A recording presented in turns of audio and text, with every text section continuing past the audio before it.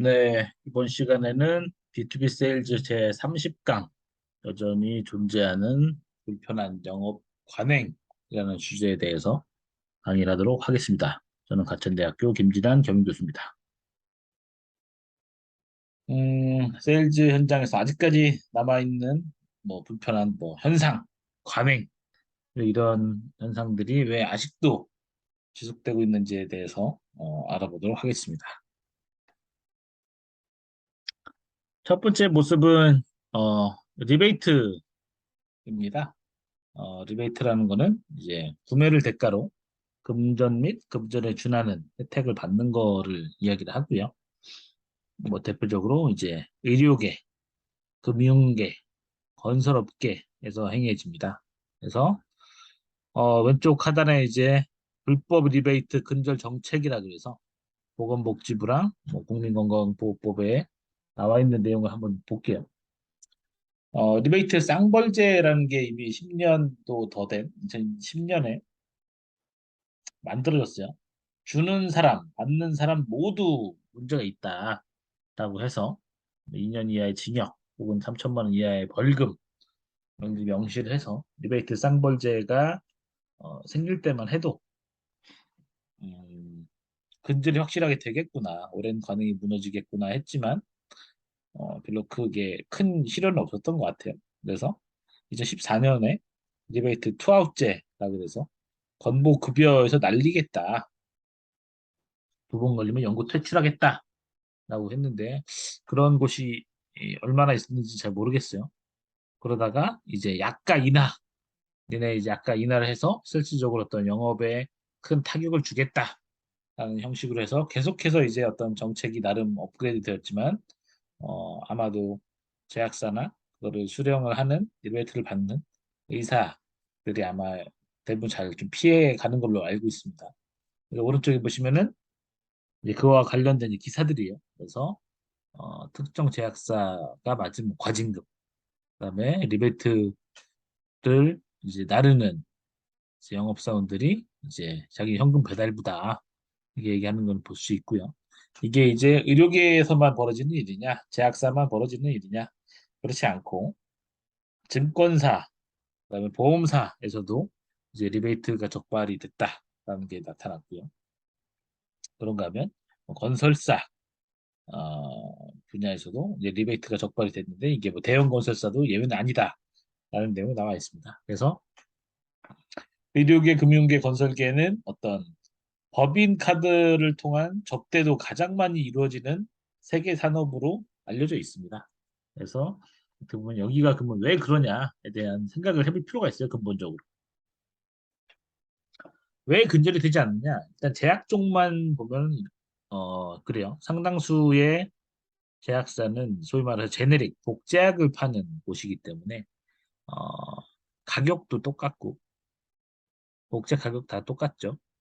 그 다음에 성분이나 이런 데 차별화가 하나도 없습니다. 그런데 제약이라는 것은 환자에 따라서 처방을 달리할 수가 있어요.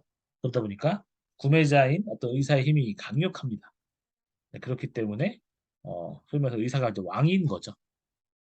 그렇기 때문에 리베이트를 요구를 하거나 하지 않더라도 그런 거를 내세우지 않으면은 영업하기 참 쉽지 않은 상황이 좀 되는 겁니다. 그리고 어떤 증권사 같은 경우에는 기업 인센티브 지급 정책의 허점을 이용을 해가지고 특정인에게 인센티브를 몰아주고 그걸 돌려받는 이런 형태의 거가 있다라고 이제 나왔고요.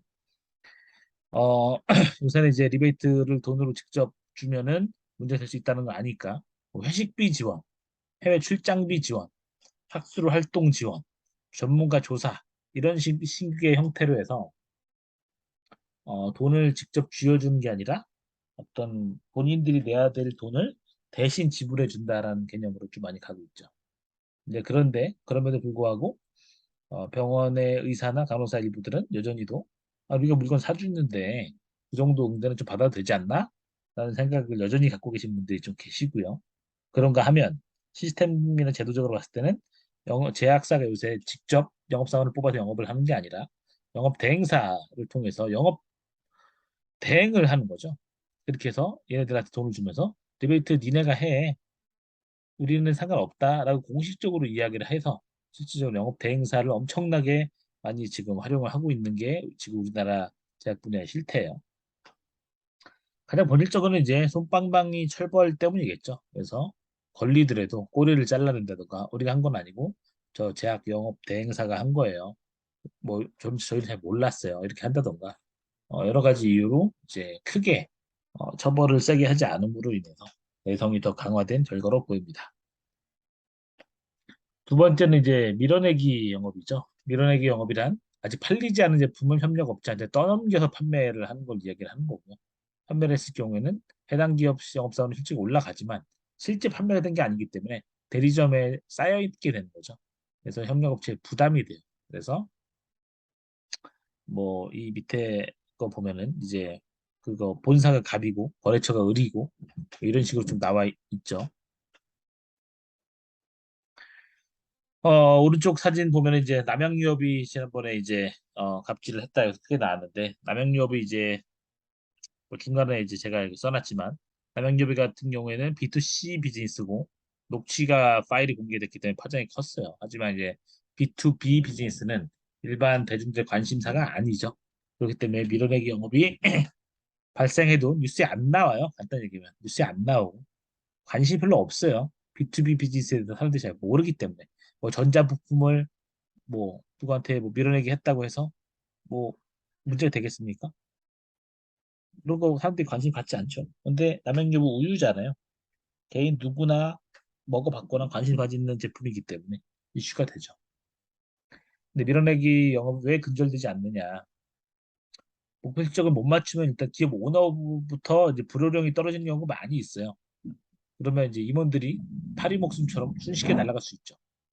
근데 임원들도 바보가 아니기 때문에 미친 듯이 본부장을 팀장들을 갈굽니다. 그럼 내리갈굼이 쭉 내려와요. 그럼 밑에 직원들은 말할 수 없을 정도의 압박을 받습니다. 그런가 하면 비슷하게 실적 못 맞추면 인간 취급하지 않는 분위기가 있는 조직들도 많아요. 어, 그리고 우리나라는 이제 가불관계가 여전하죠. 그래서 납품사 유지, 대리점 지위 유지 이런 명목으로 이런 일 계속 이렇게 진행이 되고 있습니다. 그리고 이제 결정적으로 이제 밀어내기 영업에 너무 오랜 역사를 갖고 있어서 대리점은 대충 연말 되면 아 이쯤 되면 오늘은 이만큼 밀어내겠구나라고 미리 예측을 해서 사전에 또 최대한 적게 발주를 내고 가만히 있다가 밀어내기를 어느 정도 받는 그런 현상이 있고 그거에 맞춰서 자기들도 또 인센티브를 받아서 대리점 사장이 뭐 자기가 받는다던가 이런 식으로 또 해요. 그렇기 때문에 어 뭐라고 어떤 악어와 악어새처럼 공생관계를 갖는데 이것도 사실은 어 그 대리점 사장은 돈을 벌고 대리점 회사는 뭐 멍드는 이런 경우도 많이 있고 어떻게 보면 조금 문제가 되려는 부분도 많이 있어요. 근데 어쨌든 이러한 것들이 바뀌기가 참 쉽지가 않은 구조다라는 겁니다.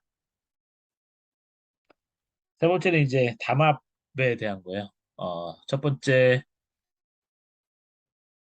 부분이 잠깐 돌아가면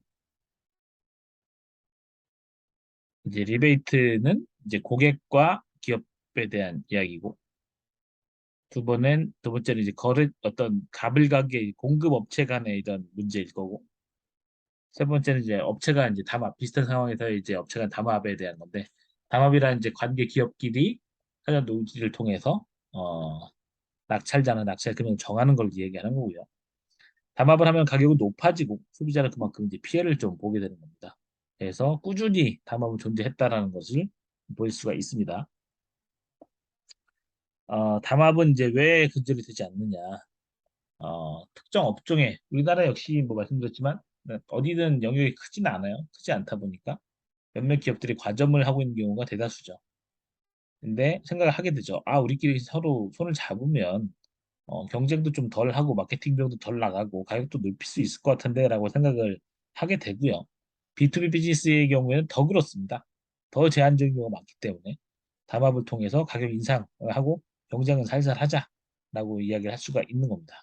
그리고 경쟁을 살 할지라도 학연, 지연, 혈연 여러 가지 그런 관계를 통해서 얽혀 있는 경우가 많기 때문에 담합의 가능성이 크고 담합이 걸려도 적발이 돼도 솜방망이 정부 처벌이 이루어지는 경우가 많기 때문에 지속적으로 행해집니다.